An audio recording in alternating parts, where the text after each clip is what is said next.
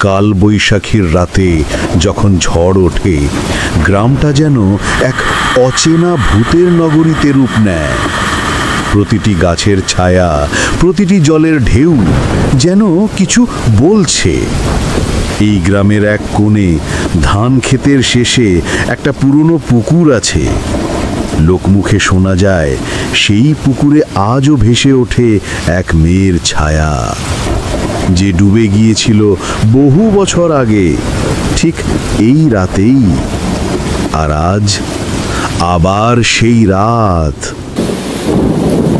রাহুল, চল আজ ওই পুকুর পাড়ে যাই। আজ আমায় যেতেই হবেই। দিদি আমায় ডাকছিল।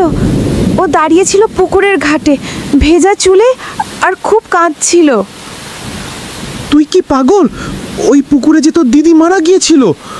লোকজন বলে ওখানে নাকি কার কান্নার আওয়াজ শোনা যায়। আমি জানি ওটা আমার দিদি। আজ না গেলে শান্তি পাবো না রাহুল।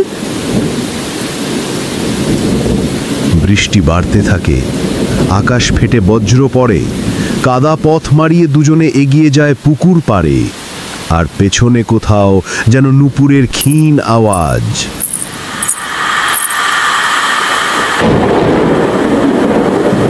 ওই যে দেখ রাহুল, দিদি দাঁড়িয়ে আছে।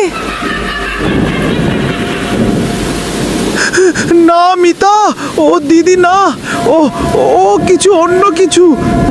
চোখ দেখ, ওর চোখে আলো নেই। ভেজা চুল, পায়ে নুপুর, পুকুরের কিনারা ঘেঁষে সে ছায়া সামনে এগোয়। পায়ের নিচে জল নেই, তবু ভেজা, যেন চোখে জল আর পায়ে রক্ত।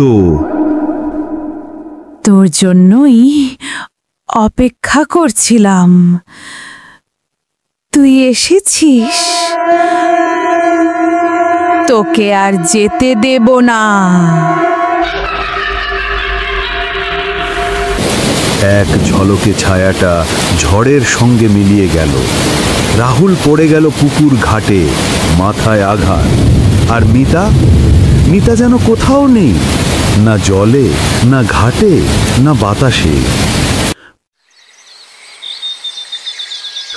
পরদিন সকালে পুকুর পাড়ে রাহুলকে পাওয়া যায় অচেতন অবস্থায়।